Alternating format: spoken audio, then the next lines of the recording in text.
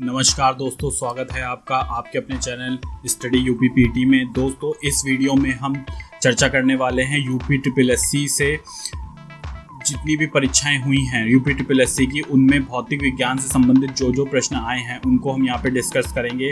तो हम कौन कौन से चैप्टरों के प्रश्न डिस्कस करेंगे, तो इसमें मात्रक और इकाई का चैप्टर के प्रश्न होंगे, यांत्रिकी के प्रश्न होंगे, प्रकाश के प्रश्न होंगे, ध्वनि से संबंधित प्रश्न होंगे, चालकता से संबंधित प्रश्न होंगे, नाभिकीय भौतिकी से संबंधित प्रश्न होंगे, विद्युत धारा के प्रश्न होंगे, तरंगति के होंगे, गुरुत्व के होंगे, ऊष्मा और ऊष्मागतिकी के होंगे और स्थूल पदार्थों के गुणों के होंगे। तो ये सारे चैप्टर भाग 1 में मिलेंगे। फिर इसके बाद भाग 2 आएगा जिसमें हम फिजिक्स के मिसलिनियस प्रश्न जो होते हैं, विविध प्रश्न होते हैं जो किसी चैप्टर में नहीं होते, उनकी चर्चा करेंगे। ठीक है, तो यूपी ट्रिपल एससी के जो भी परीक्षाएं हुई हैं उनमें जो आए हैं प्रश्न उनको हम चलिए देखते हैं। तो सबसे पहले प्रश्न के साथ शुरुआत करते हैं। ये प्रश्न आया था आपका लोअर अधीनस्थ सेवा में, आया था 2019 की प्रथम पाली में। प्रश्न था कि माप इकाइयों की सीजीएस प्रणाली की निम्नलिखित में से क्या परिभाषा है। तो इसमें पहला ऑप्शन था कूलाम गॉस स्टेरेडियन, दूसरा ऑप्शन था सेल्सियस ग्रेड सेकंड, तीसरा ऑप्शन था सेंटीलीटर गैलन सीमेंस और चौथा ऑप्शन था सेंटीमीटर ग्राम सेकंड।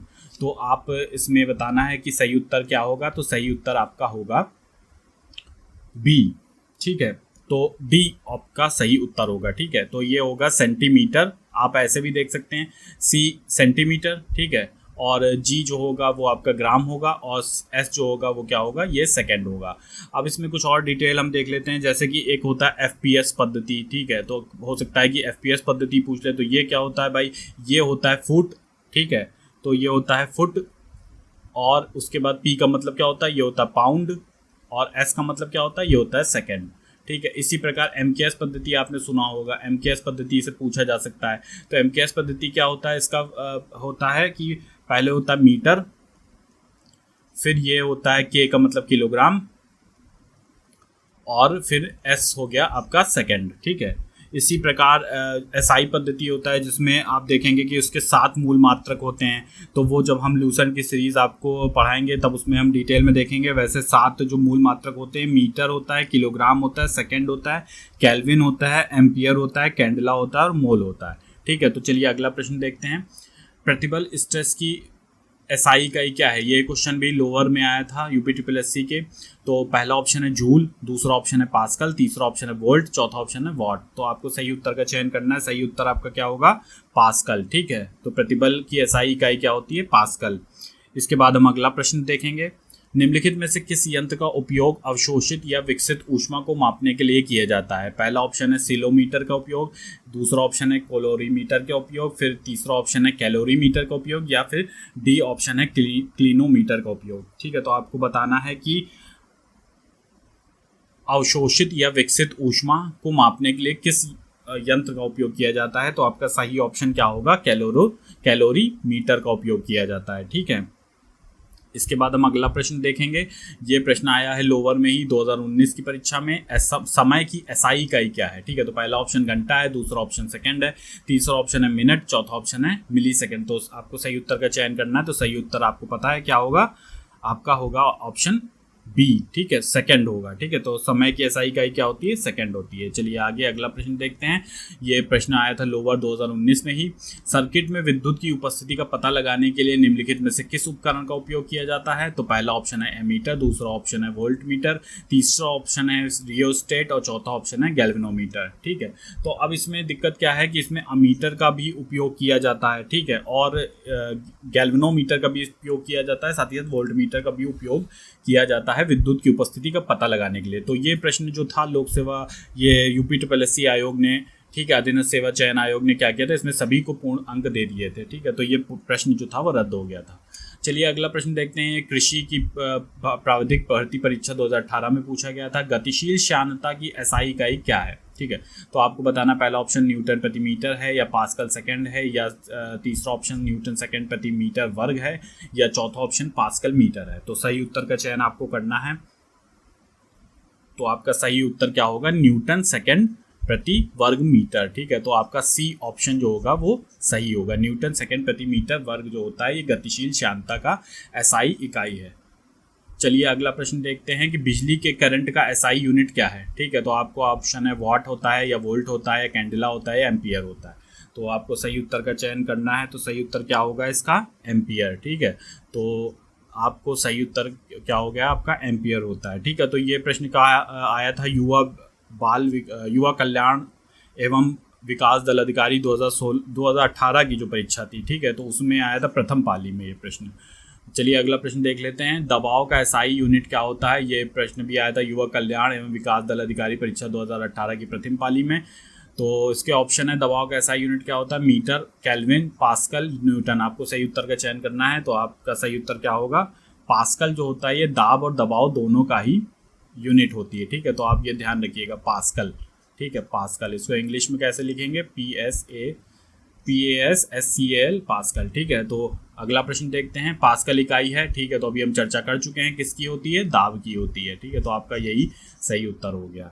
अगला प्रश्न देख लेते हैं। आयतन की एसआई इकाई क्या होती है? तो आयतन की एसआई पहला ऑप्शन है घन सेंटीमीटर, दूसरा ऑप्शन है घन मीटर, तीसरा ऑप्शन है घन डेसीमीटर और चौथा ऑप्शन है घन इंच। तो आपको सही उत्तर का चयन करना है। सही उत्तर देखिए आयतन का क्या होगा? तो आयतन का सही उत्तर होगा घन मीटर। ठीक है, इसको हम क्या लिखते हैं? मीटर क्यूब भी। ठीक है, तो घन मीटर जो है इसकी एसआई इकाई होती है आयतन की। चलिए अगला प्रश्न देखते हैं। रेडियो धर्मिता नापी जाती है किससे? पहला ऑप्शन है गेगर मूलर काउंटर से, दूसरा ऑप्शन है पोलरीमीटर से, तीसरा ऑप्शन है कैलोरीमीटर से और चौथा ऑप्शन है बैरोमीटर से। तो आपका सही उत्तर क्या होगा? गीगर काउंटर मूलर से जो है रेडियो धर्मिता नापी जाती है। और ये प्रश्न कब किस में आया था? ये लोअर की परीक्षा में 2016 में आया था। इसके अलावा हम देख लेते हैं बैरोमीटर से क्या नापा जाता है। बैरोमीटर से हम बात देखते हैं कि वायुमंडल का जो दबाव होता है, ठीक है, वायुमंडल का जो दबाव होता है इसको नापा जाता है। इसके बाद अगर आप देखिए कैलोरीमीटर से क्या नापा जाता है, तो कैलोरीमीटर का उपयोग किया जाता है रासायनिक जो अभिक्रियाएं होती हैं, ठीक है, रासायनिक अभिक्रियाओं या भौतिक परिवर्तन वाली जो ऊष्मा को नापने के लिए इसका प्रयोग किया जाता है। फिर पोलरीमीटर से क्या होता है? इससे जो है एक आपके ये भी एक साइंटिफिक उपकरण है और इसका उपयोग रोटेशन के कोण के लिए नापने के लिए होता है। ठीक है, तो रोटेशन के जो कोण होते हैं उनको मापने के लिए होता है। फिर आप देखते हैं गीगर मूलर काउंटर से रेडियो धर्मिता नापी जाती है। ठीक, चलिए अगला प्रश्न देख लेते हैं। ये प्रश्न है कि 1 वोल्ट कितने के बराबर होता है? ठीक है, तो पहला ऑप्शन है 1 जूल के बराबर होता है, दूसरा ऑप्शन है 1 जूल प्रति कूलाम के बराबर होता है, तीसरा ऑप्शन है 1 न्यूटन प्रति कूलाम के बराबर होता है या चौथा ऑप्शन है 1 जूल प्रति न्यूटन के बराबर होता है। तो सही उत्तर आपका क्या होगा? 1 जूल प्रति कूलाम के बराबर होता है 1 वोल्ट। ठीक है, तो इसको थोड़ा सा दिमाग में बैठाइए। ये प्रश्न जो होते हैं कंफ्यूज करते हैं। ठीक है, तो ये प्रश्न किस में आया था? ये लोअर में आया था 2016 की UPSSC की परीक्षा में। तो इसको आप जैसे लिखेंगे तो 1 वोल्ट बराबर हो गया 1 जूल प्रति कूलाम। ठीक है, तो इस तरीके से लिखा जाता है। चलिए आगे देखते हैं पराध्वनिक गति। ठीक है, पराध्वनिक गति को क्या कहते हैं? हम सुपरसोनिक स्पीड भी कहते हैं। इसका मापांकन किस इकाई से होता है आपको बताना है। पहला ऑप्शन है हर्ट्ज से, दूसरा ऑप्शन है मैक से, तीसरा ऑप्शन है नॉट से, चौथा ऑप्शन है रिक्टर से। तो सही उत्तर आपका क्या होगा आपको बताना है। तो सही उत्तर आपका होगा मैक। ठीक है, तो सुपरसोनिक स्पीड को हम कैसे नापते हैं? मैक से नापते हैं। ठीक है, तो लड़ाकू विमान जो होते हैं उन्हीं की होती है सुपरसोनिक स्पीड, तो उनको नापने के लिए हम मैक का इस्तेमाल करते हैं। अब अगर इसमें मैक में और डिटेल में जाएंगे तो हम ये आपका जो लूसेंट की सीरीज़ आप भी शुरू करेंगे हम, तो उसमें आप डिटेल में इसमें पढ़ लेंगे। ठीक है, फिर देखिए अगला प्रश्न भी है आशुलिपिक वाली स्टेनोग्राफर की परीक्षा में पूछा गया था। ये है सुपरसोनिक स्पीड मापने की यूनिट क्या होती है? तो आपने अभी देखा मैक होती है। ठीक है, तो हिंदी में लिखा हो चाहे पराध्वनिक स्पीड या इंग्लिश में लिखा हो सुपरसोनिक स्पीड, तो बात एक ही है। फिर अगला प्रश्न है सागर की गहराई को मापने के लिए कौन सा उपकरण इस्तेमाल किया जाता है? ठीक है, तो ये प्रश्न आया था लोअर की परीक्षा 2016 में और इसमें पहला ऑप्शन है फेदोमीटर, दूसरा ऑप्शन है यूडियोमीटर, तीसरा ऑप्शन है बैरोमीटर और चौथा ऑप्शन है पेरिस्कोप। ठीक है, तो ये प्रश्न भी काफ़ी कई बार आ चुका है, तो आपको सही उत्तर का चयन करना है। तो सही उत्तर क्या होगा? फेदोमीटर। फेदोमीटर से हम क्या करते हैं? सागर की गहराई को मापते हैं। फिर इसके अलावा हम देख लेते हैं यूडियोमीटर से क्या होता है। ठीक है, यूडियोमीटर से हम गैसों के बीच में रासायनिक अभिक्रिया की मात्रा के परिवर्तन को नापते हैं। ठीक है, तो यूडियोमीटर का उपयोग क्यों होता है? गैसों की मात्रा के बीच में जो परिवर्तन होता है उनको हम नापते हैं। ठीक है, रासायनिक अभिक्रिया में जो परिवर्तन होता है। इसके बाद बैरोमीटर भी हमने देखा था, वायुमंडल के दबाव को नापते हैं। ठीक है, इसके अलावा जो है पेरिस्कोप का उपयोग क्यों होता है? पेरिस्कोप जो है प्रत्यक्ष दृष्टि रेखा में आने वाली वस्तुओं को देखने के लिए होता है, ठीक है। तो पेरिस्कोप आपने देखा होगा, प्रत्यक्ष दृष्टि रेखा में जो सीध की वस्तुएं होती हैं उनको देखने के लिए इस्तेमाल होता है। चलिए अगला प्रश्न देख लेते हैं। विद्युत प्रतिरोध को मापने के लिए निम्नलिखित में से किस उपकरण का इस्तेमाल किया जाता है? तो आपका पहला ऑप्शन है ओम मीटर का, दूसरा ऑप्शन है वोल्ट मीटर का, तीसरा ऑप्शन है एमीटर का और चौथा ऑप्शन है गैल्वेनोमीटर का। तो सही उत्तर आपको बताना है। तो विद्युत प्रतिरोध किससे नापते हैं हम? ठीक है, तो सही ऑप्शन क्या होगा? ओम मीटर। ठीक है, तो ये प्रश्न किस में आया था? ये प्रश्न आया था आपका लोअर में आया था, 2016 की परीक्षा में आया था। ठीक है, तो सही ऑप्शन आपका क्या हो जाएगा? ओम मीटर। इसके बाद हम अगला प्रश्न देखते हैं। भूकंप को रिकॉर्ड करने के लिए निम्नलिखित में से किस उपकरण का इस्तेमाल किया जाता है? ठीक है, तो आपका ऑप्शन है सिस्मोग्राफ, फिर दूसरा ऑप्शन है सोनोग्राफ, तीसरा ऑप्शन है स्पेक्ट्रोग्राफ और चौथा ऑप्शन है सिग्मोग्राफ। ठीक है, तो सही उत्तर आपका कौन सा होगा? ये भी प्रश्न कई बार आ चुका है परीक्षाओं में। सही उत्तर आपका होगा सिस्मोग्राफ। ठीक है, तो आपने देखा होगा कि भूकंप को रिकॉर्ड करने के लिए सिस्मोग्राफ का उपयोग किया जाता है और रिक्टर स्केल पर भूकंप की तीव्रता या उसके परिमाण को मापने का पैमाना होता है। और इसमें आपने ये भी पढ़ा होगा कि जिसमें 1 से 9 तक का मतलब उसमें काउंटिंग होती है, बराबर बटा पैमाना होता है। और हर पैमाने से 1 से 9 तक का बीच में है, तो हर पैमाने से 2 है, तो इनके बीच में उसकी 10 गुना जो है उसका परिमाण प्रदर्शित करता है। तो जो डिजिट चेंज होती है, जैसे 2 आया 3 आया, तो हर किसी के बीच में 10 गुना उसका परिमाण बताता है। तो भूकंप के रिकॉर्ड करने का जो उपकरण होता है वो क्या होता है? सिस्मोग्राफ होता है। चलिए अगला प्रश्न देखते हैं। विद्युत वाहक बल को मापने के लिए निम्नलिखित में से किस उपकरण का इस्तेमाल किया जाता है? ठीक है, तो आपका पहला ऑप्शन है पोलरीमीटर का, दूसरा ऑप्शन है पोटोमीटर का, तीसरा ऑप्शन है पोटेंशियोमीटर का और चौथा ऑप्शन है प्लेटोमीटर का। तो सही उत्तर आपको बताना है कि क्या होगा विद्युत वाहक बल को मापने का। तो सही उत्तर होगा आपका पोटेंशियोमीटर। ठीक है, तो पोटेंशियोमीटर जो है आपका सही उत्तर है। और ये प्रश्न आया था आपका लोअर की अवर अधीनस्थ सेवा में परीक्षा में आया था, ये 2016 की परीक्षा में आया था। ठीक है, तो इसके बाद हम इसमें देख लेते हैं कि विद्युत वाहक बल यानी कि ईएमएफ, जो इसको अगर हम शॉर्ट में कहें तो उसको कहते हैं ईएमएफ। ठीक है, तो इसको मापने का क्या होता है? पोटेंशियोमीटर होता है, इस्तेमाल किया जाता है उपकरण। चलिए आगे देखते हैं। बार किसकी इकाई है? ठीक है, तो पहला ऑप्शन है ताप की, दूसरा ऑप्शन है तापक्रम की, तीसरा ऑप्शन है बिजली की और चौथा ऑप्शन है वायुमंडलीय दाब की। तो बार आपको बताना है किसकी इकाई है। ये है आपका सही उत्तर होगा वायुमंडलीय दबाव की। ठीक है, तो ये आपका सही उत्तर हो गया। ठीक है, ये प्रश्न आया था आपका राजस्व निरीक्षक की 2016 की परीक्षा में। ठीक है, तो अगर हम इस बार की भी अगर हम यूनिट देखें तो एक बार बराबर किसके होता है? ये होता है 10⁵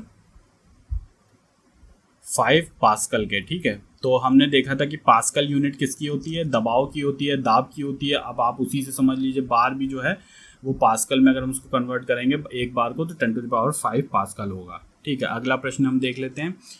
न्यूटन किसकी इकाई है? ठीक है, ये प्रश्न आया था राजस्व निरीक्षक भर्ती परीक्षा में ही 2016 में। तो पहला ऑप्शन है चाल की, दूसरा ऑप्शन है बल की, तीसरा ऑप्शन है आयतन की, चौथा ऑप्शन है क्षेत्रफल की। तो सही उत्तर क्या होगा आपका? न्यूटन जो है किसकी इकाई है? ये है बल की इकाई। ठीक है, तो इसको बिल्कुल मत भूलिए कि ये ऐसे छोटे छोटे प्रश्न होते हैं जो अक्सर बच्चों से गलत हो जाते हैं, तो इनको बिल्कुल ध्यान रखिए, यहीं का यहीं रखिए। न्यूटन जो है वो इकाई है बल की। ठीक है, तो न्यूटन आप ये समझ लीजिए न्यूटन के पास बहुत बल था। ठीक है, तो इस तरह से आप थोड़ा सा लिंक करके भी ध्यान रखिए, तो आप भूलेंगे नहीं उसको। चलिए अगला प्रश्न देख लेते हैं। चुंबकीय प्रेरण का एसआई मात्रक क्या होता है? पहला ऑप्शन है पॉइस, दूसरा ऑप्शन है टेस्ला, तीसरा ऑप्शन है डायोप्टर, चौथा ऑप्शन है कैडिला। ठीक है, तो सही उत्तर का चयन करना है आपको। चुंबकीय प्रेरण का एसआई मात्रक क्या है? ये आपका सही उत्तर होगा टेस्ला। ठीक है, तो ये आपका सही उत्तर हो जाएगा। ठीक है, और इसमें जो है टेस्ला का प्रतीक आप देख लीजिए क्या होता है। टेस्ला का प्रतीक टी होता है। ठीक है, चुंबकीय प्रेरण का एसआई मात्रक।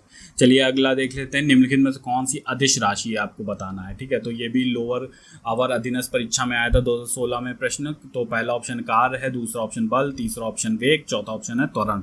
सही उत्तर का चयन करना है आपको कि कौन सी इसमें से अदिश राशि है। ठीक है, तो अदिश कौन सी राशि हो गई आपकी? कार्य हो गई एक अदिश राशि। ठीक है, तो अभी अदिश राशियां क्या होती है, सदिश राशियां क्या होती हैं, ये हम जब ल्यूसेंट सीरीज पढ़ेंगे तो उसमें हम देखेंगे। फिर भी हल्का फुल्का हम बता देते हैं आपको कि अदिश राशियों के निरूपण के लिए केवल परिमाण की आवश्यकता होती है। जो अदिश राशियां होती हैं ये वाली, इसमें केवल परिमाण की आवश्यकता होती है। ठीक है, और जो आप उसमें क्या होता है, परिमाण की तो आवश्यकता होती है लेकिन दिशा की आवश्यकता नहीं होती है। ठीक है, और जो कि सदिश राशियाँ जो होती हैं उसमें निरूपण के लिए परिमाण के साथ साथ दिशा की भी आवश्यकता होती है। ठीक है, तो वो वैसी राशियाँ क्या होती हैं, सदिश राशियाँ। अब जैसे इसमें बल, वेग, त्वरण, ये तीनों क्या हो गई, ये हो गई सदिश राशियाँ। तो इसमें क्या हो गया आपका बल, इसमें आपको परिमाण की भी आवश्यकता है और दिशा की भी आवश्यकता होती है। ठीक है, तो कार्य आप ध्यान रखिए, क्या कार्य कैसी है, एक अदिश राशि है। ठीक है, अदिश राशि। चलिए अगला प्रश्न देख लेते हैं, कार्य तथा ऊर्जा की इकाई क्या है। ठीक है, तो ये प्रश्न आया था राज्य निरीक्षक परीक्षा 2016 में, और इसकी आपको सही उत्तर चयन करना है। तो पहला ऑप्शन जूल है, दूसरा ऑप्शन एम्पियर है, तीसरा ऑप्शन किलोग्राम है, चौथा ऑप्शन मीटर है। तो सही उत्तर क्या होगा आपका, जूल। ठीक है, तो कार्य और ऊर्जा की इकाई जो है वो सेम क्या है, जूल है। ठीक है, तो इसको एकदम दिमाग में बैठा लीजिए। अगला प्रश्न देखते हैं, ऊर्जा की एसआई इकाई क्या है। तो हमने अभी देखा ऊर्जा की एसआई इकाई क्या है, कार्य और ऊर्जा की दोनों की ही जूल देखी। ठीक है, तो बिल्कुल समय नहीं खराब करते हैं कि पूरा प्रश्न पढ़ें, आप ऑप्शन देखिए और चलते हैं अगले प्रश्न की तरफ। ठीक है, आर्द्रता किससे मापी जाती है। यूपी SSSC की अमीन परीक्षा 2016 में पूछा गया था। पहला ऑप्शन है हाइड्रोमीटर से, दूसरा ऑप्शन है बैरोमीटर से, तीसरा ऑप्शन है हाइग्रोमीटर से, चौथा ऑप्शन है थर्मामीटर से। तो बहुत ही आसान प्रश्न है, तो आप इसमें क्या लगाएंगे, आर्द्रता किससे मापी जाती है, हाइग्रोमीटर से। ठीक है, हाइग्रोमीटर से आर्द्रता नापी जाती है। जबकि आप देखेंगे, हमने बताया था अभी आपको, बैरोमीटर से क्या होता है, वायुमंडलीय दाब का देखा जाता है। ठीक है, और जो आपका हाइड्रोमीटर होता है, इससे क्या होता है, हाइड्रोमीटर से द्रव और जलों के तुलनात्मक घनत्व का मापन करते हैं। ठीक है, तो द्रव और जो जल होता है, द्रव हो गया या फिर कोई जल हो गया, ठीक है, उनमें तुलनात्मक जो घनत्व का मापन करें, तो घनत्व आप याद रखिए, घनत्व का मापन करते हैं। ठीक है, फिर थर्मामीटर से आप जानते हैं ताप का मापन होता है। चलिए आगे देखते हैं, एक हॉर्स पावर बराबर होता है किसके। पहला ऑप्शन है 750 वाट के, दूसरा ऑप्शन है 800 वाट के, 800 वाट के होगा। ठीक है, 800 वाट के, तो तीसरा ऑप्शन है 700 वाट के, और चौथा ऑप्शन है 746 वाट के। तो सही उत्तर का आपको चयन करना है। ये प्रश्न आया था चकबंदी लेखपाल की 2015 की परीक्षा में। ठीक है, एक हॉर्स पावर किसके बराबर होता है, सही ऑप्शन आपका हो गया 746 वाट के। ठीक है, तो एक आप ध्यान रखिएगा, एक अश्व शक्ति बराबर होता है, एक हॉर्स पावर बराबर होता है 746 वाट के। ठीक है, आगे अगला प्रश्न देखते हैं, निम्नलिखित में से शक्ति का मात्रक कौन सा है। ठीक है, तो आपको बताना है जूल होता है या जूल प्रति सेकंड होता है, जूल सेकंड होता है या किलोवाट घंटा होता है। तो सही ऑप्शन आपको बताना है जूल प्रति सेकंड जो है आपका, ये सही ऑप्शन है। ठीक है, जूल प्रति सेकंड जो होता है ये शक्ति का मात्रक होता है। ठीक है, तो इसको ध्यान रखिए, जूल प्रति सेकंड, ये हो गई शक्ति। ठीक है, तो ये हो गई शक्ति, इसको ध्यान रखिए, ये संयुक्त चिकित्सा सेवा परीक्षा में आया था। ठीक है, आगे अगला प्रश्न देखते हैं, निम्नलिखित में से कौन सी राशि का मात्रक जूल नहीं है। ठीक है, तो बताना है जूल नहीं है। तो आपने देखा था अभी कि आपने देखा था कार्य का तो मात्रक था। ठीक है, तो जूल नहीं है कि किसका किसका होगा, तो आपको पहले एलिमिनेट करना होगा इसमें। ठीक है, तो ऊष्मा का भी होता है, ठीक है, और ऊर्जा का भी होता है। ठीक है, तो बचा क्या, सामर्थ्य। तो इसका सही ऑप्शन क्या होगा, सामर्थ्य का नहीं होता है। ठीक है, सामर्थ्य का नहीं होता है। चलिए आगे देखते हैं अगला प्रश्न, एक वाट घंटा किसके बराबर होता है। पहला ऑप्शन है 2400 जूल के, दूसरा ऑप्शन है 2200 जूल के, तीसरा ऑप्शन है 3200 जूल के, और चौथा ऑप्शन है 3600 जूल के। तो आपको बताना है एक वाट घंटा बराबर किसके होता है। आपका सही उत्तर क्या होगा, 3600 जूल के होगा। ठीक है, 3600 जूल आपका सही उत्तर होगा। ये प्रश्न पूछा था संयुक्त चिकित्सा प्रारंभिक परीक्षा 2015 में। ठीक है, अब हम कुछ इसमें से थोड़ा सा और देख लेते हैं। जैसे हम 1 किलो वाट देख लेते हैं किसके बराबर होता है। तो 1 किलो वाट बराबर होता है आपका 1000 वाट के। ठीक है, इसी प्रकार जो है आपका एक अश्वशक्ति अभी हमने देखा था, हॉर्स पावर, ये देखा था हमने 746 वाट के। ठीक है, 746 वाट के। ठीक है, फिर 1 वाट सेकंड, अब ये 1 वाट घंटे की बात की गई, हम बात कर रहे हैं 1 वाट सेकंड की। ठीक है, तो ये किसके बराबर होता है, ये होता है आपका, अगर वैसे तो 1 जूल के बराबर होता है ये। ठीक है, लेकिन ये किसके बराबर होता है, 1 वाट गुणे सेकंड के बराबर होता है, जिसे हम 1 जूल कहते हैं। फिर इसके बाद जो है इसी प्रकार अगर हम इसको बदलेंगे तो फिर ये आपका जो है 1 वाट घंटा जो है ये बराबर आ जाएगा, 1 वाट घंटा किसके बराबर आ जाएगा, ये आ जाएगा आपका 3600 जूल के बराबर। ठीक है, तो चलिए अगला प्रश्न देख लेते हैं, सामान्य वायुमंडलीय दाब होता है। ठीक है, तो आपका पहला ऑप्शन है 760 सेंटीमीटर। ठीक है, 760 सेंटीमीटर पारा स्तंभ। दूसरा ऑप्शन आपका हो गया 1.013 इंटू 10 डाइन सेंटीमीटर। तीसरा ऑप्शन हो गया 1.013 इंटू 10 न्यूटन मीटर। चौथा ऑप्शन हो गया 760 मिलीमीटर पारा स्तंभ। तो आपको सही उत्तर बताना है। संयुक्त चिकित्सा सेवा परीक्षा 2015 में पूछा गया था। तो सही उत्तर इसका क्या होगा? 760 मिलीमीटर पारा स्तंभ। ठीक है, चलिए अगला प्रश्न देख लेते हैं। अब हम कुछ मैकेनिक्स यांत्रिकी से संबंधित जो प्रश्न पूछे गए हैं यूपी SSSC की परीक्षाओं में अब तक, उनको देख लेते हैं। तो ये पहला प्रश्न आया था युवा कल्याण एवं विकास दल अधिकारी परीक्षा 2018 में। इसमें पूछा गया था निम्नलिखित में से कौन सा विकल्प क्लास 2 लीवर का उदाहरण है? तो पहला ऑप्शन है व्हील बैरो, दूसरा ऑप्शन है फोर्सेप, तीसरा ऑप्शन टॉन्स, चौथा ऑप्शन है नाइफ। तो इसमें सही उत्तर आपका क्या होगा? व्हील बैरो होगा। ठीक है, तो व्हील बैरो जो है आपका सही उत्तर हो जाएगा। ठीक है, आगे अगला प्रश्न देख लेते हैं। नींबू निचोड़ने की मशीन होती है, ठीक है, ये किस प्रकार की मशीन है? ये मैकेनिज्म यांत्रिकी से संबंधित प्रश्न है। ठीक है, तो पहला ऑप्शन है प्रथम श्रेणी का उत्तोलक होता है, फिर द्वितीय श्रेणी का उत्तोलन होता है। ठीक है, उत्तोलक होगा यहाँ पे। फिर तृतीय श्रेणी का उत्तोलक होता है या कोई नहीं होता, मतलब कुछ। ठीक है, तो इसका सही उत्तर आपको बताना है। तो सही उत्तर आपका क्या होगा? द्वितीय श्रेणी का उत्तोलन होता है। ठीक है, चलिए अगला प्रश्न देख लेते हैं। किसी वस्तु का भार उस समय न्यूनतम होता है जब उसे जब उसे रखा जाए होगा। ठीक है, यहाँ पे रखा जाए। तो किसी वस्तु का भार उस समय न्यूनतम होता है जब उसे रखा जाए। किस स्थिति में? या तो उत्तरी ध्रुव में रखें, या दक्षिणी ध्रुव में रखें, या विषुवत रेखा पर रखें, या पृथ्वी के केंद्र पर रखें। तो आपको बताना है कि किस जगह पर रखें तो उस वस्तु का भार जो है न्यूनतम होगा, कम होगा, सबसे कम होगा। ठीक है, तो आपका सही उत्तर इसमें क्या होगा? अगर हम पृथ्वी के केंद्र पर रखें तो वस्तु का भार क्या होगा? ये न्यूनतम होगा। ठीक है, और क्योंकि होता क्या है कि अगर उत्तरी ध्रुव में क्या होता है? बढ़ जाता है। ठीक है, इसी प्रकार जैसे अगला प्रश्न हम देखेंगे तो उसमें पता चलेगा जी का मान न्यूनतम क्या होता है। तो जी के मान न्यूनतम होता है, पहला ऑप्शन है विषुवत रेखा पर होता है, या दूसरा ऑप्शन उत्तरी ध्रुव पर, या तीसरा ऑप्शन है दक्षिणी ध्रुव पर, या फिर कोई नहीं, मतलब। ठीक है, तो आपका सही उत्तर इसमें क्या होगा? विषुवत रेखा पे क्या होता है? मान जो होता है जी का मान ये न्यूनतम होता है। और जो आपका जी का मान अधिकतम किस में होता है? ये पोल्स पे आपका अधिकतम होता है। तो ये प्रश्न भी कई बार आ चुका है परीक्षाओं में। तो आपको ये ध्यान रखना है, चाहे साउथ पोल हो चाहे नॉर्थ पोल हो, तो यहाँ पे जी क्या होगा? हमेशा ज़्यादा होगा। और जो विषुवत रेखा आपकी होगी वहाँ पे जी का मान क्या होगा? हमेशा न्यूनतम होगा। ठीक है, चलिए अगला प्रश्न देखते हैं। यदि m द्रव्यमान का एक प्रोटॉन प्रकाश के वेग के साथ गति कर रहा है तो इसका द्रव्यमान होगा, पहला ऑप्शन है अपरिवर्तित रहेगा, दूसरा ऑप्शन है अधिक परंतु सीमित रहेगा, तीसरा ऑप्शन है असीमित रहेगा, चौथा ऑप्शन है शून्य। तो आपको सही उत्तर बताना है। तो सही उत्तर इसका क्या हो जाएगा? ये अपरिवर्तित रहेगा। ठीक है, तो m द्रव्यमान का कोई एक प्रोटॉन है, प्रकाश के वेग से गति कर रहा है, तो इसका द्रव्यमान कैसा रहेगा? द्रव्यमान नहीं बदलेगा, अपरिवर्तित रहेगा।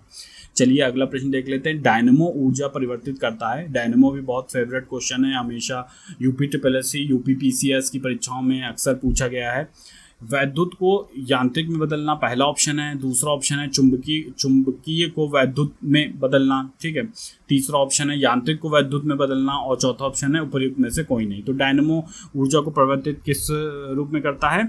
आपका यांत्रिक को वैद्युत में। तो इसका आप ये समझ लीजिए मैकेनिकल को आपका इलेक्ट्रिक में बदलता है। ठीक है, तो डायनेमो के लिए हमेशा मी शब्द याद कर लीजिए तो कंफ्यूजन नहीं होगा। मी मैकेनिक टू यांत्रिक टू विद्युत।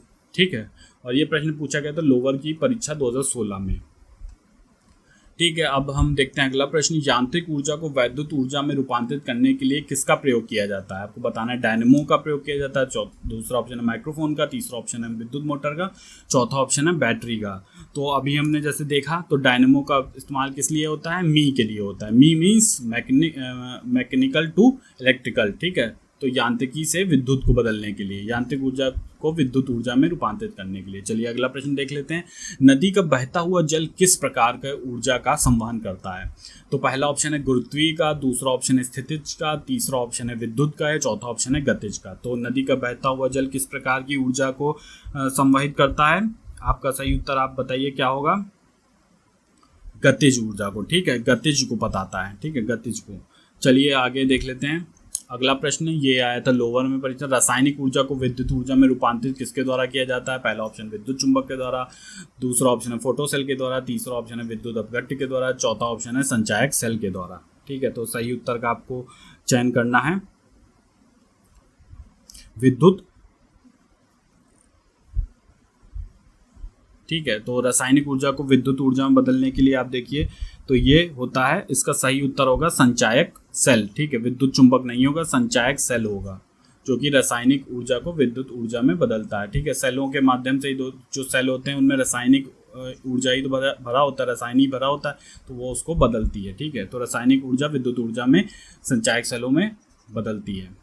चलिए अगला देख लेते हैं, निम्नलिखित में से कौन सा उपकरण जो है विद्युत ऊर्जा को यांत्रिक ऊर्जा में परिवर्तित करता है। अब आपको बताना है कि विद्युत ऊर्जा को यांत्रिक ऊर्जा में कौन परिवर्तित करता है, ठीक है। तो ये इलेक्ट्रिक वाली जो है मैकेनिकल में बदलती है, तो आपका पहला ऑप्शन है इलेक्ट्रिक मोटर, दूसरा ऑप्शन है इलेक्ट्रिक जनरेटर, तीसरा ऑप्शन है ट्रांसफार्मर और चौथा ऑप्शन है डिस्ट्रीकारी रेक्टिफायर्स, ठीक है। तो आपको सही उत्तर का चयन करना है, तो इसमें सही उत्तर क्या होगा, इलेक्ट्रॉनिक मोटर ही तो होती है, जो जब उसमें इलेक्ट्रॉनिक मोटर में विद्युत दी जाती है तो उसको यांत्रिक में बदल देता है, यांत्रिक ऊर्जा में परिवर्तित कर देता है, ठीक है। तो सही ऑप्शन क्या हो गया, ए हो गया, इलेक्ट्रॉनिक मोटर।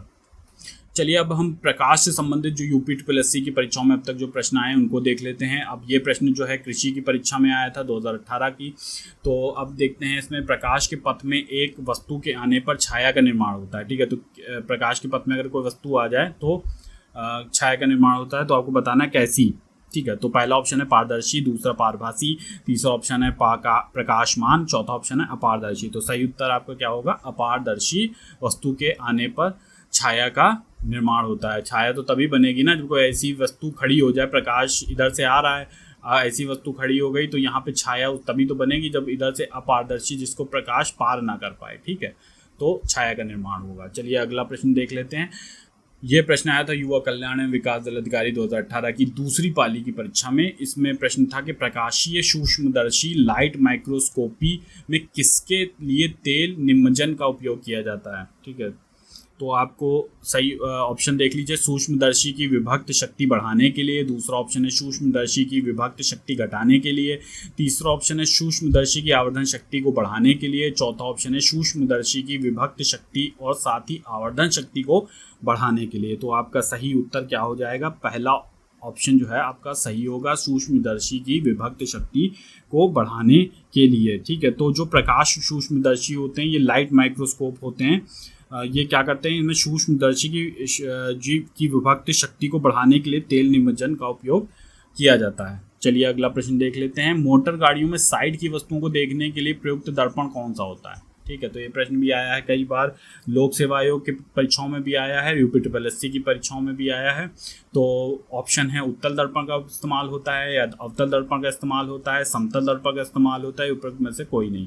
तो आपका सही ऑप्शन क्या होगा, उत्तल दर्पण का इस्तेमाल होता है मोटर गाड़ियों की वस्तुओं को देखने के लिए, जो साइड की जो वस्तुएं होती हैं उनको देखने के लिए। ये उसमें कौन सा मोटर गाड़ी में लगा होता है, उत्तल दर्पण लगा होता है, ठीक है।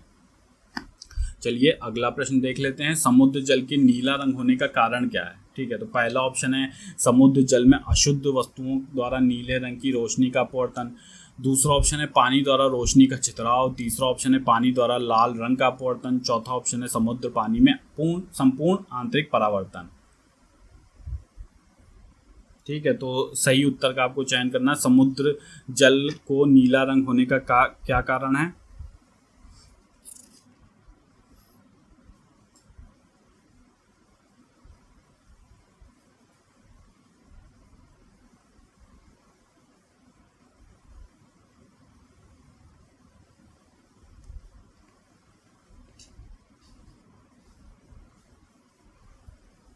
आपका ऑप्शन होगा इसमें सही जो होगा पानी द्वारा रोशनी का छितराव जो है सही उत्तर होगा, ठीक है। अगला प्रश्न देख लेते हैं।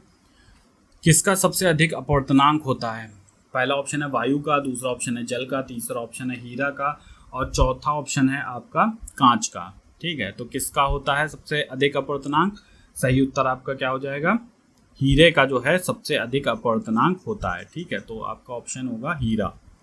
ये आया था प्रश्न राजस्व निरीक्षक की परीक्षा में, ठीक है। तो इसके बाद अगला प्रश्न देखते हैं। लाल गुलाब को जब एक नीले फिल्टर से देखा जाता है तो ये दिखाई पड़ेगा किस रंग का, लाल रंग का दिखाई देगा या नीले रंग का दिखाई देगा या हरे रंग का दिखाई देगा या काले रंग का दिखाई देगा। ये आया था राजस्व निरीक्षक 2016 की परीक्षा में। तो आपको सही उत्तर का चयन करना है। तो कैसा दिखाई देगा, जब हम लाल गुलाब को नीले फिल्टर से देखेंगे तो ये दिखाई देगा काले रंग का गुलाब, ठीक है, आगे देखते हैं अगला प्रश्न। सूर्य के प्रकाश को पृथ्वी तक पहुंचने में कितना समय लगता है? पहला ऑप्शन है 2 मिनट 8 सेकंड, तीसरा ऑप्शन है 6 मिनट 10 सेकंड, चौथा ऑप्शन है तीसरा ऑप्शन है 8 मिनट 20 सेकंड और चौथा ऑप्शन है 9 मिनट 16 सेकंड। ठीक है, तो लगभग काफ़ी लोग मतलब सभी लोग इसको जानते ही होंगे इस प्रश्न को। तो कितना समय लगता है? 8 मिनट 20 सेकंड का समय लगता है। ठीक है, तो सूर्य के प्रकाश को पृथ्वी तक पहुंचने को। ये क्वेश्चन आया था राजस्व निरीक्षक 2016 की परीक्षा में। चलिए आगे देखते हैं। ऑप्टिकल फाइबर को काम करने के पीछे निम्नलिखित में से कौन सा वैज्ञानिक सिद्धांत उपयुक्त है? पहला ऑप्शन है प्रकाश का कुल आंतरिक प्रतिबिंब, दूसरा ऑप्शन है प्रकाश का कुल बाहरी प्रतिबिंब, तीसरा ऑप्शन है प्रकाश का कुल आंतरिक परावर्तन और चौथा ऑप्शन है प्रकाश का कुल बाह्य अपवर्तन। तो सही उत्तर का आपको चयन करना है। तो इसका सही उत्तर आपका क्या होगा कि प्रकाश का कुल आंतरिक परावर्तन जो होता है ये ऑप्टिकल फाइबर के काम करने के पीछे का वैज्ञानिक सिद्धांत होता है। ठीक है, तो सही ऑप्शन क्या हो गया? प्रकाश के कुल आंतरिक परावर्तन। ठीक है, तो ये आपका सही ऑप्शन हो गया, कुल आंतरिक परावर्तन। इसमें आप केवल ये याद रखिए कुल आंतरिक सकल मतलब कुल आंतरिक परावर्तन आप याद रखेंगे बस। ठीक है, चलिए अगला प्रश्न देखते हैं। किसका तरंग दैर्घ्य सबसे अधिक होता है? पहला नीले रंग का, या दूसरा हरे रंग का, या तीसरा पीले रंग का, या चौथा नारंगी रंग का। तो आपको बताना है किसका तरंग दैर्घ्य सबसे अधिक होगा इन निम्न ऑप्शंस में। तो इन सब में सबसे ऑप्शन होगा सबसे ज़्यादा होगा तरंग दैर्घ्य नारंगी रंग का। ठीक है, और अगर आपका मान लीजिए ऑप्शन यहाँ पे लाल दिया होता तो आप क्या करते? तो आप ऑप्शन लगाते लाल रंग का तरंग दैर्घ्य सबसे अधिक होगा। ठीक है, चलिए अगला प्रश्न देखते हैं। किस रंग के प्रकाश की तरंग दैर्घ्य सबसे कम होती है? पहला ऑप्शन है पीला, दूसरा ऑप्शन है बैगनी, तीसरा ऑप्शन है हरा और चौथा ऑप्शन है लाल। ठीक है, तो आप ये समझ लीजिए कि सबसे ज़्यादा सबसे तरंग दैर्घ्य सबसे कम किसकी होगी?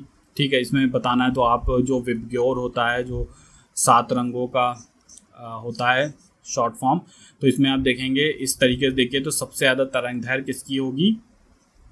रेड कलर की होगी। ठीक है, और उसके बाद जैसे जैसे आप इस तरफ बढ़ते जाएंगे तो ये तरंग दैर्घ्य कम होती जाएगी। तो आखिर सबसे पहले बैगनी होता है। ठीक है, तो बैगनी रंग की तरंग दैर्घ्य सबसे कम होगी, फिर जैसे जैसे आप आगे बढ़ेंगे तरंग दैर्घ्य बढ़ती चली जाएगी। ठीक है, तो इसमें ऑप्शन आपका सही क्या हो गया? बैगनी। ठीक है, अगर बैगनी ना दिया होता तो आप इसके बाद के इंडिगो और ब्लू और फिर ग्रीन फिर येलो और ऑरेंज फिर रेड लगाते। ठीक है, चलिए अगला प्रश्न देख लेते हैं। निम्नलिखित में से किसमें सर्वाधिक ऊर्जा होती है? किसमें सर्वाधिक ऊर्जा होती है? पहला आपका ऑप्शन हो गया हरा प्रकाश में, दूसरा ऑप्शन है पीले प्रकाश में, तीसरा ऑप्शन है लाल प्रकाश में, चौथा ऑप्शन है नीले प्रकाश में। तो सबसे सर्वाधिक ऊर्जा किसमें होगी? सही उत्तर आपका हो जाएगा नीले प्रकाश में। ठीक है, तो सर्वाधिक ऊर्जा जो होगी वो नीले प्रकाश में होगी।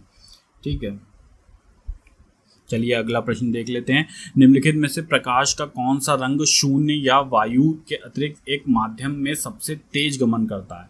पहला ऑप्शन हो गया लाल, दूसरा ऑप्शन हो गया हरा, तीसरा ऑप्शन हो गया बैगनी और चौथा ऑप्शन हो गया पीला।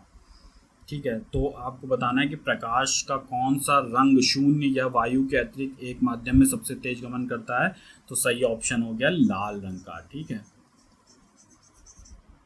चलिए अगला प्रश्न देख लेते हैं। ध्वनि से संबंधित प्रश्न देखते हैं। अब ध्वनि से संबंधित जो प्रश्न आ चुके हैं यूपी SSC की परीक्षाओं में, तो ये पहला प्रश्न है कौन सा पदार्थ ध्वनिक सोनोरस पदार्थ है? ठीक है, तो पहला ऑप्शन हो गया लकड़ी, दूसरा ऑप्शन हो गया पानी, तीसरा ऑप्शन हो गया रबर, चौथा ऑप्शन हो गया लोहा। तो सही उत्तर बताइए। तो सही उत्तर हो गया आपका लोहा जो है एक ध्वनिक पदार्थ है। ठीक है, क्योंकि लोहा धातु है और धातु जो होता है तो होता क्या है कि इसमें धातुओं में एक गुण होता है जिसके कारण इनकी विद्युत ऋणात्मकता जो होती है बहुत कम होती है। ठीक है, इलेक्ट्रॉन बंधन कम होता है।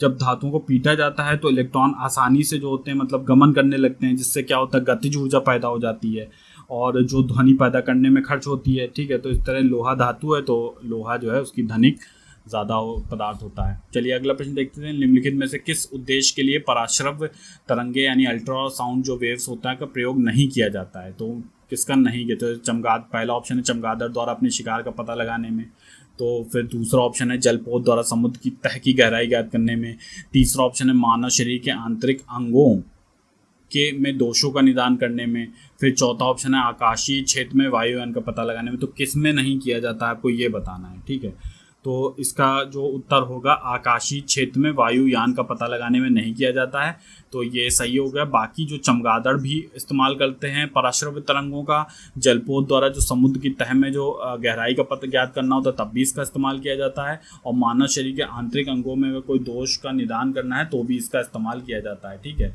तो मेन बस हो गया आकाशीय क्षेत्र के लिए नहीं होता है, बाकी सबके लिए होता है। जो आकाशीय क्षेत्र के लिए होता है तो इसके लिए इस्तेमाल किया जाता है रडार का। ठीक है, तो इसके लिए रडार का उपयोग किया जाता है, और रडार क्या होता है, ये रेडियो तरंगों को छोड़ता है, जिससे वस्तु से टकरा के जो रेडियो तरंग वापस आती है तो उससे रडार कैच कर पाता है कि हवा में या वायु में कोई वस्तु है। ठीक है, चलिए आगे अगला प्रश्न देख लेते हैं। निम्नलिखित में से किस आवृत्ति की ध्वनि मनुष्य द्वारा श्रव्य होगी, मतलब सुनी जा सकती है? पहला ऑप्शन है 5 हर्ट्ज, दूसरा है 50 हर्ट्ज, 50,000 हर्ट्ज, तीसरा ऑप्शन है 100 हर्ट्ज, और चौथा ऑप्शन है 1,00,000 हर्ट्ज। तो कौन सी आवृत्ति की ध्वनि मनुष्य जो है सुन सकता है?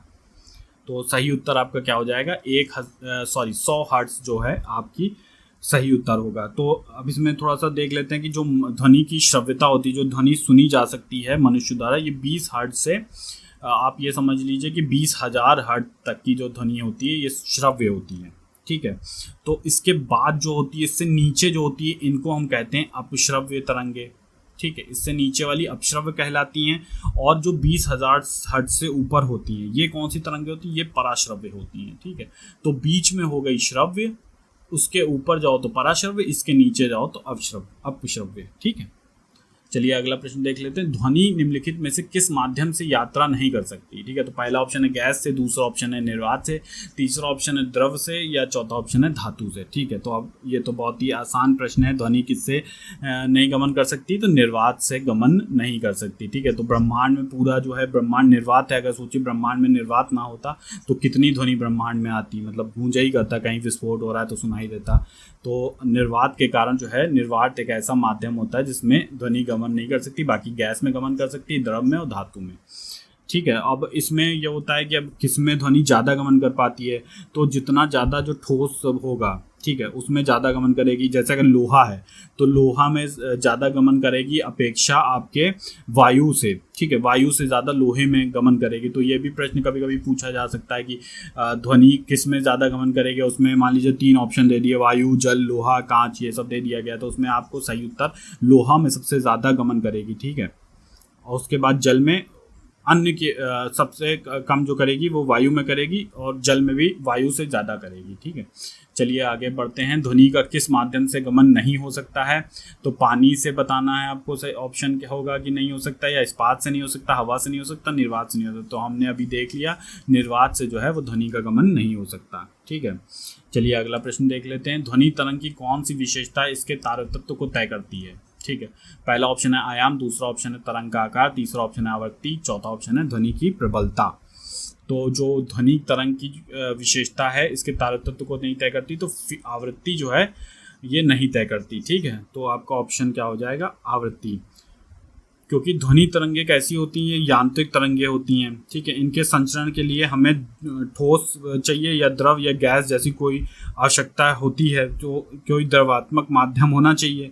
ध्वनि तरंग का विश्लेषण जो है उसके आयाम और आवृत्ति के आधार पर किया जा सकता है। ध्वनि की तीव्रता उसके आयाम पर, और जबकि जो उसकी पिच होती है उसकी आवृत्ति पर निर्भर करती है। ठीक है, तो लाउडनेस की अगर बात करें ध्वनि कितनी लाउड है, लाउडनेस यानी उसकी जो हम तीव्रता की बात करें तो उसके आयाम पर निर्भर करती है, और जो उसकी जो पिच होती है उसकी आवृत्ति पर निर्भर करती है।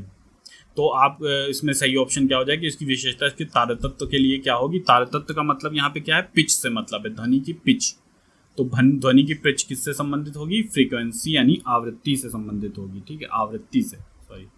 ठीक है, यूपीटीपीएससी की मंडी परिषद परीक्षा 2018 की सेकंड पाली में आया था। तो जो भी प्रश्न हैं वो उनकी किस परीक्षा में आए ये आप देख लीजिएगा, ऊपर ही दिया हुआ है। ठीक है, तो बीच के कुछ प्रश्नों में हम ये बता नहीं पाए कि किसमें कौन सी परीक्षा में प्रश्न आया था, तो आप यहाँ पे देख सकते हैं, ऊपर लिखा हुआ।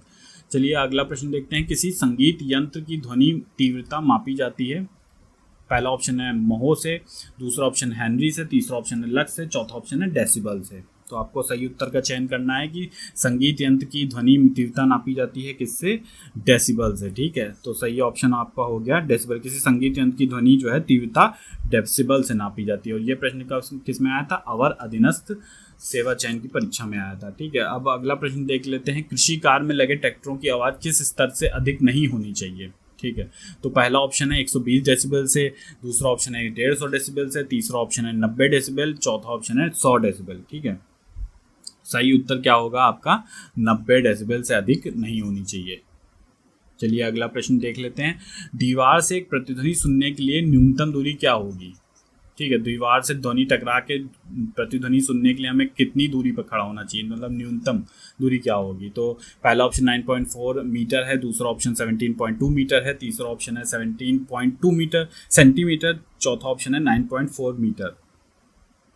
सही उत्तर आपका क्या हो जाएगा, 17.2 मीटर। अब ऐसे प्रश्न जो हैं आपको जाहिर सी बात है रटने ही पड़ेंगे, क्योंकि इसमें कोई आप फिजिक्स इतना तो आप ध्यान रख है नहीं कि आप उसको निकाल पाएँ किसी तरीके से। तो इसमें आप सिर्फ रट्टा मारिए, 17.2 मीटर दूरी पर अगर हम खड़े हों तो हमको जो है प्रतिध्वनि अपनी सुनाई पड़ेगी।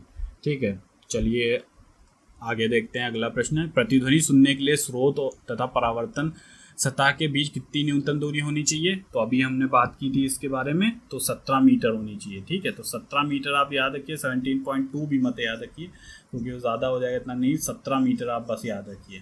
ठीक है, तो ये प्रश्न आया था ग्राम पंचायत अधिकारी की पुनर्परीक्षा 2016 में आया था। चलिए अगला प्रश्न देखते हैं। वायु में स्रोत और परावर्तक के बीच लगभग न्यूनतम दूरी कितनी होनी चाहिए ताकि प्रतिध्वनि को सुना जा सके। अभी हमने इस पर बात की, ये क्या होगा आपका ऑप्शन 17.2 मीटर। ये आया था आपका राजस्व निरीक्षक की परीक्षा में। ठीक है, चलिए अगला प्रश्न देखते हैं। अब ये चालकता से संबंधित प्रश्न है जो कि यूपीएससी की परीक्षाओं में आ चुके हैं। तो पहला प्रश्न है, निम्नलिखित में से कौन सा पदार्थ बिजली का कुचालक है परंतु ताप का सुचालक है। ठीक है, तो पहला ऑप्शन है एस्बेस्टस, दूसरा सेलुलाइट, तीसरा पेनस्पेक, चौथा अभ्रक। ठीक है, तो सही उत्तर आपको पता ही है कि क्या होगा, अभ्रक होगा। ठीक है, तो अभ्रक क्या होता है, अभ्रक जो होता है बिजली का तो कुचालक होता है, लेकिन ताप का क्या होता है, सुचालक होता है, इसीलिए अभ्रक को जो है इस्तेमाल किया जाता है। ठीक है, चलिए अगला प्रश्न देखते हैं। कौन सी धातु ताप का अच्छा सुचालक है परंतु बिजली का बुरा। तो इसका भी आपका ऑप्शन क्या हो जाएगा, अभ्रक होगा। ठीक है, अभ्रक जो है होगा सही उत्तर। चलिए अगला प्रश्न देखते हैं। कौन सा विद्युत का सर्वोत्तम चालक है। ठीक है, तो सर्वोत्तम चालक, लेकिन निम्न ऑप्शन दिए हैं। पहला ऑप्शन है साधारण जल। ठीक है, साधारण जल होगा। ठीक है, दूसरा ऑप्शन है उबला हुआ जल, तीसरा ऑप्शन समुद्री जल और चौथा ऑप्शन है आश्रित जल। ठीक है, तो आपको सही उत्तर का चयन करना होगा। तो सही उत्तर है समुद्री जल। क्यों होगा, क्योंकि इसमें देखिए पहली बात तो मतलब सिंपल सी बात यह है कि इसमें नमक होता है समुद्री जल में। ठीक है, तो नमक की वजह से डेंसिटी ज़्यादा हो जाती है। ठीक है, और इसकी वजह से ये विद्युत का सर्वोत्तम चालक है। बाकी टेक्निकल प्रकार यह है कि इसमें इसमें बहुत सारे लवण घुले होते हैं, विद्युत को प्रवाहित करने में धनायन और ऋणायन टूटकर विद्युत प्रवाह में मददगार होते हैं। अतः जो होता क्या है कि समुद्री जल जो होता है इसमें क्या होता है कि अब जो आश्रित जल होता है ये क्यों नहीं होता है, क्योंकि इसमें अशुद्धियाँ एवं घुलनशील लवण नहीं होते हैं। ठीक है, इसीलिए क्या होते हैं, बुरे विद्युत के बुरे चालक होते हैं। ठीक है, और फिर अगला प्रश्न देख लेते हैं। कार्बन का यह का वह अपरूप जो विद्युत व ऊष्मा का सुचालक है तथा उत्तम लुब्रिकेंट है। ठीक है, तो इसके ऑप्शन आपके क्या हैं, पहला चारकोल, दूसरा ग्रेफाइट, तीसरा सीरा, चौथा लैंप ब्लैक। तो सही उत्तर क्या होगा, ग्रेफाइट जो होता है वो कार्बन का अपरूप होता है। पहली बात तो यह है कि ये प्रश्न भी पूछा गया है कि कई ऑप्शन दे दिए गए तो उसमें ग्रेफाइट एक ऑप्शन था, तो कार्बन का अपरूप नाम से ही पूछा गया एक प्रश्न कि कार्बन का अपरूप क्या है, तो ग्रेफाइट एक कार्बन का अपरूप है। अब यहाँ पे जो क्वेश्चन है इसमें पूछा गया है कार्बन का वो अपरूप है जो विद्युत एवं ऊष्मा का सुचालक है तथा उत्तम लुब्रिकेंट है। ठीक है, तो इसमें क्या होगा, सही आंसर आपका ग्रेफाइट। चलिए अगला प्रश्न देखते हैं। अब नाभिकीय भौतिकी से संबंधित कुछ प्रश्न देख लेते हैं जो कि यूपीएससी की परीक्षाओं में पूछे गए हैं। ठीक है, तो पहला प्रश्न है, एक नाभिक में प्रोटॉन और न्यूट्रॉन को बांधने वाले बल को क्या कहते हैं। पहला ऑप्शन है विद्युत चुंबकीय बल, दूसरा ऑप्शन है दुर्बल नाभिकीय बल, तीसरा ऑप्शन है गुरुत्वाकर्षण बल और चौथा ऑप्शन है प्रबल नाभिकीय बल। तो आपको सही उत्तर का चयन करना है। तो सही उत्तर आपका हो जाएगा प्रबल नाभिकीय बल जो होता है ये प्रोटॉन और न्यूट्रॉन को बांधने वाले बल कहा जाता है। ठीक है, अगला प्रश्न देख लेते हैं। भारत की पहली नाभिकीय पनडुब्बी INS अरिहंत में स्थित नौसेना जहाज निर्माण केंद्र पर किस नौसेना जहाज निर्माण केंद्र पर बनाई गई थी? तो आपको बताना यहाँ पे होगा। ठीक है, तो यहाँ पे आपको बताना होगा कि कोच्चि में बनाई गई थी, हजीरा में बनाई गई थी, विशाखापट्टनम बनाई गई थी या पीपावाव में बनाई गई थी। तो सही उत्तर आपका क्या हो जाएगा? विशाखापट्टनम में। ठीक है, तो INS अरिहंत क्या थी? भारत की पहली स्वदेश निर्मित नाभिकीय पनडुब्बी है और अत्याधुनिक तकनीक को एडवांस टेक्नोलॉजी की वेसल या इसे ATV भी कहते हैं। ठीक है, ATV परियोजना के अंतर्गत इसे विशाखापट्टनम में स्थित जो नौसेना जहाज निर्माण केंद्र है उसमें बनाया गया था। ठीक है, अगला प्रश्न देख लेते हैं। परमाणु बम बनाने के लिए समानता निम्नलिखित में से किस तत्व का उपयोग किया जाता है? तो पहला ऑप्शन हीलियम, दूसरा रेडियम, तीसरा यूरेनियम, चौथा एक्टिनियम। ठीक है, तो आपको उत्तर पता है, यूरेनियम का जो होता है वो प्रयोग होता है।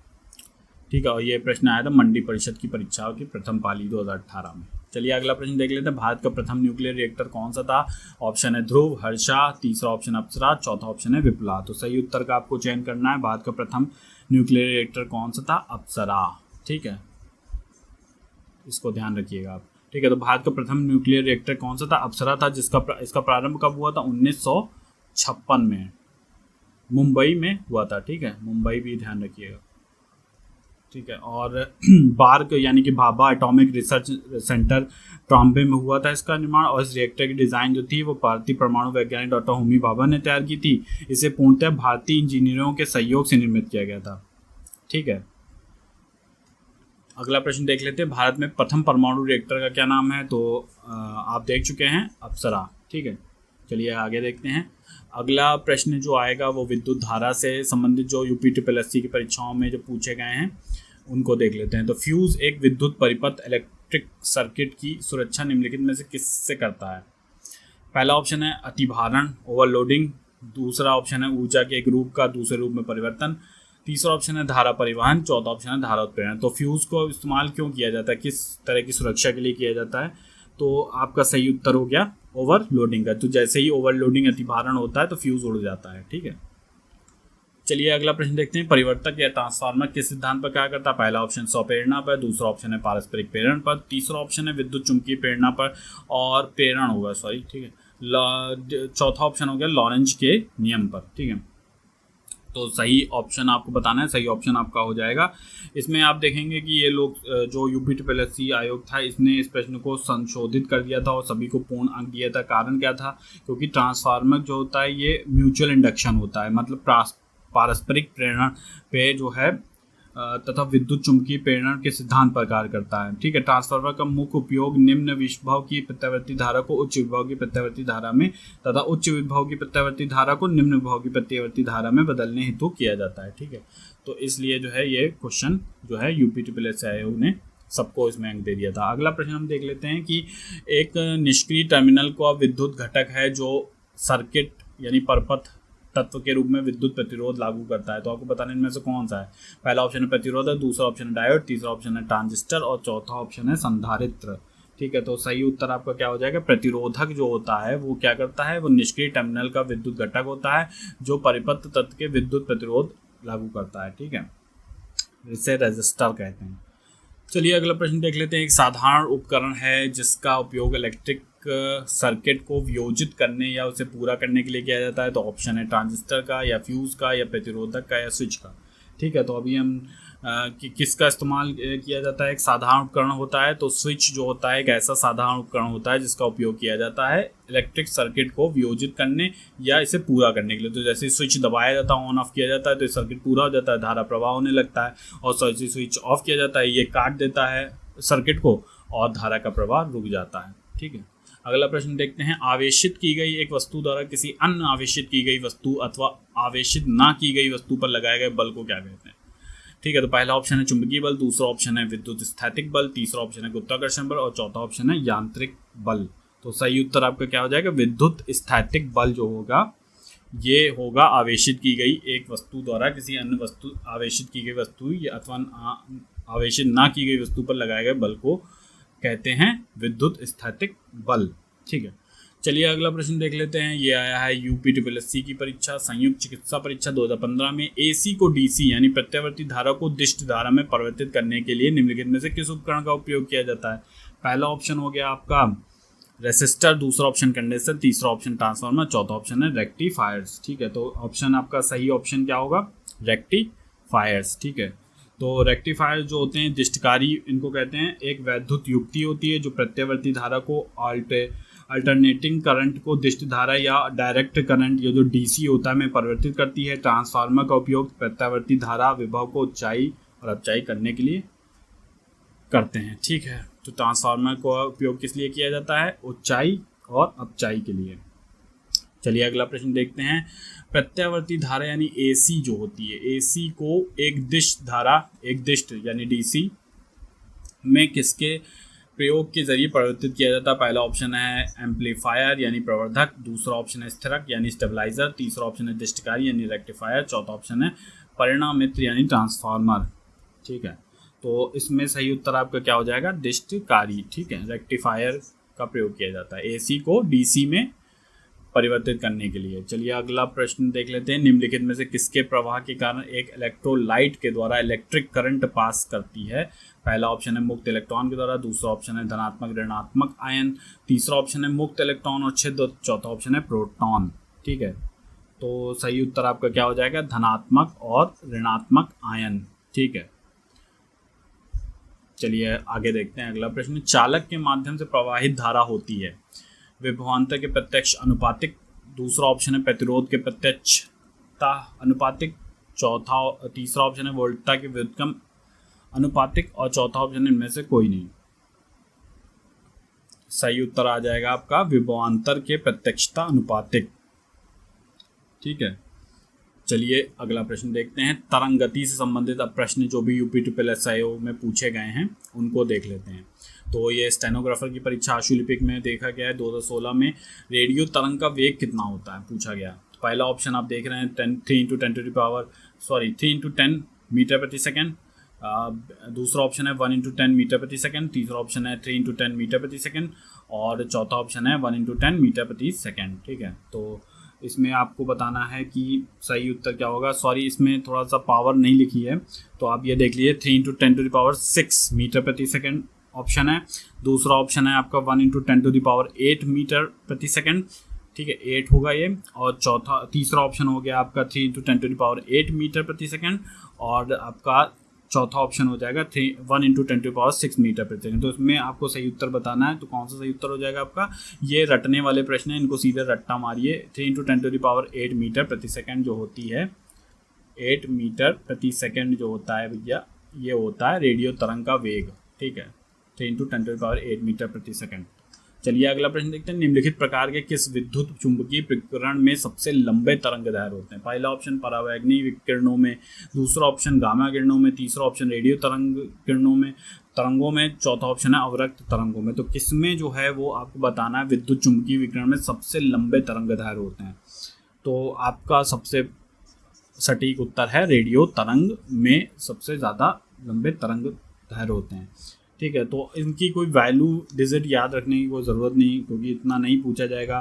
फिर भी आप देख सकते हैं। तो रेडियो तरंग होती है 3 into 10⁹ एंगस्ट्रॉम से 3 into 10⁻14 एंगस्ट्रॉम तक। ठीक है, तो ये हो गया। अगला प्रश्न देख लेते हैं। एफएम का प्रसारण बैंड के बीच होता है, किसके बीच होता है। ठीक है, एफएम का प्रसारण बैंड के बीच होता है। पहला ऑप्शन VHF रेंज में, UHF रेंज में, दूसरा ऑप्शन, तीसरा ऑप्शन HF रेंज में और चौथा ऑप्शन उपयुक्त सभी। तो आपका कौन सा ऑप्शन सही होगा, VHF रेंज वाला। ठीक है, VHF रेंज को क्या कहते हैं, वेरी हाई फ्रिक्वेंसी। ठीक है, तो VHF रेंज के बीच में जो होता है एफएम का प्रसारण होता है। ठीक है, बाकी इसमें HF का मतलब ये होता है कि हाई फ्रिक्वेंसी। ठीक है, VHF का मतलब होता है वेरी हाई फ्रिक्वेंसी। ठीक है, चलो आगे देखते हैं। अगला प्रश्न, समान प्रावस्था में कंपायमान माध्यम के किन्हीं दो सबसे निकटतम कणों के बीच की दूरी होती है क्या। तरंगदैर्घ्य कहते हैं, आवृत्ति कहते हैं। ठीक है, आवृत्ति होगा, और वेग कहते हैं, आयाम कहते हैं। ठीक है, तो आपका सही उत्तर हो जाएगा तरंगदैर्घ्य। ये क्या होता है, समान प्रावस्था में कंपायमान माध्यम किन्हीं दो सबसे निकटतम कणों के बीच की दूरी। ठीक है, अगले प्रश्न हम देख लेते हैं गुरुत्व के अधीन जो गुरुत्व से संबंधित प्रश्न आए हैं। तो पहला क्वेश्चन है कि स्थिर गति से दौड़ रही एक रेलगाड़ी में बैठा यात्री लंबवत ऊपर की दिशा में गेंद फेंकता है, वो गेंद कहाँ गिरेगी? मतलब यात्री के हाथों में गिरेगी, या यात्री से सामने गिरेगी, या यात्री के पीछे गिरेगी, या फिर वह रेलगाड़ी की दिशा पर निर्भर करता है। ठीक है, तो इसका सही ऑप्शन क्या होगा? यात्री के हाथों में गिरेगी। ठीक है, तो ये इसका सही उत्तर हो गया।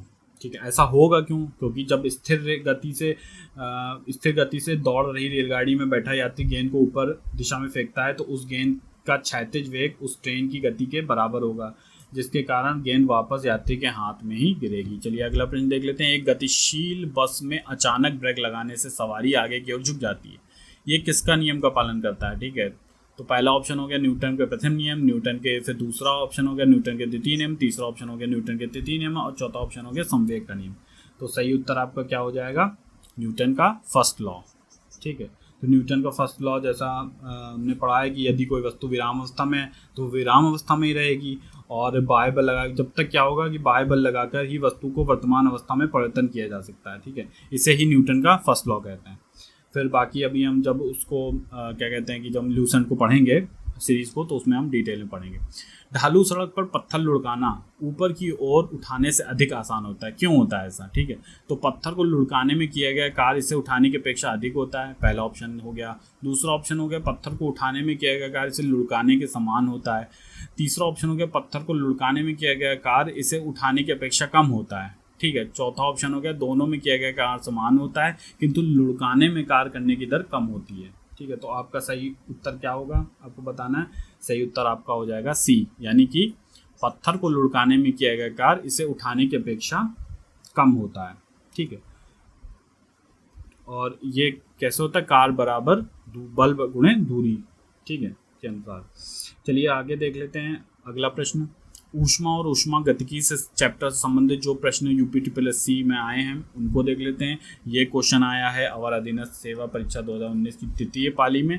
जल चक्र में बादलों का गठन निम्नलिखित में से किस प्रक्रिया द्वारा होता है? पहला ऑप्शन वाष्पीकरण के द्वारा, दूसरा ऑप्शन संघनन के द्वारा, तीसरा ऑप्शन अपघटन के द्वारा, चौथा ऑप्शन गलनांक के द्वारा।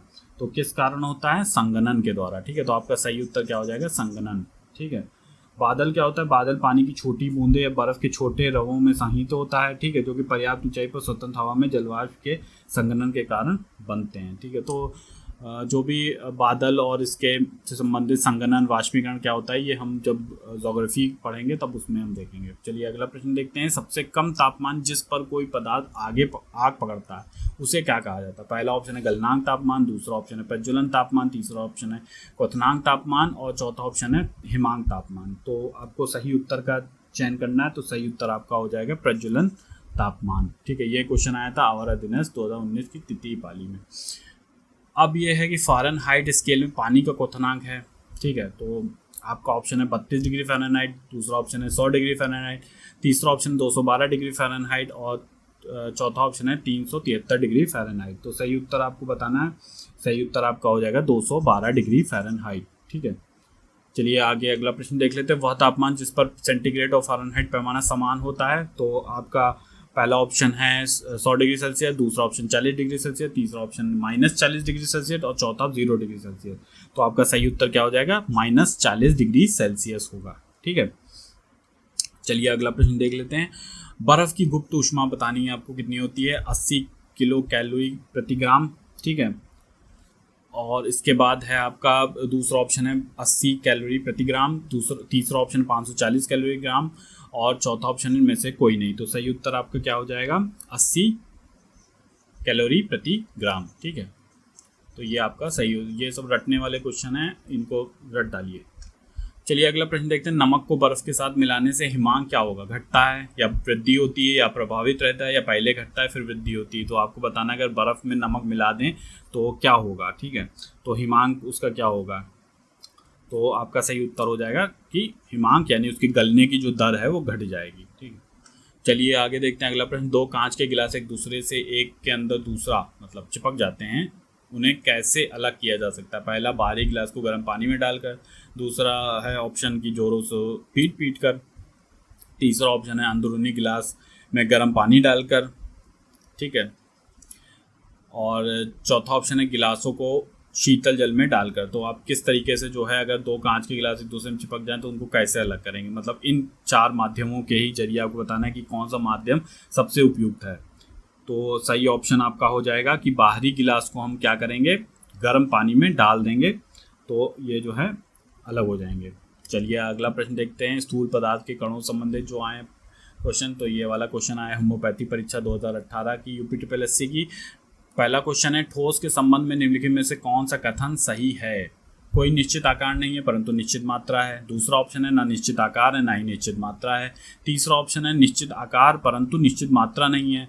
और चौथा ऑप्शन है निश्चित आकार एवं निश्चित मात्रा है। ठीक है, इसको बहुत ध्यान से देखेंगे तो बहुत ही आसान प्रश्न है। जाहिर सी बात है, ठोस का कैसा होगा, ठोस तो होगा, उसका आकार भी होगा और एक उसकी निश्चित मात्रा भी होगी। ठीक है, तो ये तो बहुत सिंपल सा है, अगर सही से पढ़ेंगे तो अपने आप ही आंसर आ जाएगा। किस तापमान पर पानी का घनत्व अधिकतम होता है। पहला ऑप्शन है 0 डिग्री सेल्सियस, दूसरा 100 डिग्री सेल्सियस, तीसरा ऑप्शन 4 डिग्री सेल्सियस और चौथा ऑप्शन है 250 डिग्री सेल्सियस। ठीक है, तो ये भी प्रश्न कई बार आया हुआ है। ठीक है, तो ये इसका सही उत्तर 4 डिग्री सेल्सियस पर क्या होता है, पानी का घनत्व अधिकतम होता है।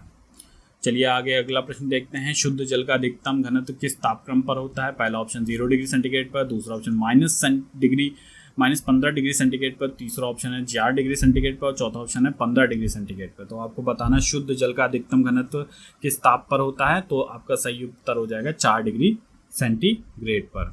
चलिए अगला प्रश्न देखते हैं। जब जल जमता है तो इसका घनत्व क्या होता है, बढ़ता है, समान रहता है, घटता है या शून्य हो जाता है। तो इसका आपको सही उत्तर बताना है कि जब जल जमता है तो इसका घनत्व क्या हो जाता है, इसका घनत्व जो होता है घट जाता है। ठीक है, 4 डिग्री सेल्सियस पर जल का आयतन न्यूनतम तथा घनत्व अधिकतम होता है। जैसे जैसे तापमान 4 डिग्री सेल्सियस से नीचे की ओर आता है जल का घनत्व क्या होता है, घटने लगता है। अतः स्पष्ट है कि जब जल जमता है 0 डिग्री सेल्सियस पर तो इसका घनत्व जो होता है घट जाता है। ठीक है, तो ये क्वेश्चन आया था राजस्व निरीक्षक परीक्षा 2016 में।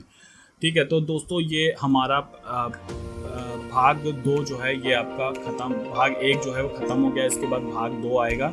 ठीक है, भाग 2 में हम जो है फिजिक्स के जो भी मिसलिनियस प्रश्न होंगे, विविध प्रश्न होंगे, उनकी चर्चा करेंगे। ठीक है, तो चलिए जो भी यूपीट्रिपलएससी में पूर्व परीक्षाओं में आए उनको देखेंगे। ठीक है, तो चलिए तब तक के लिए बहुत बहुत धन्यवाद।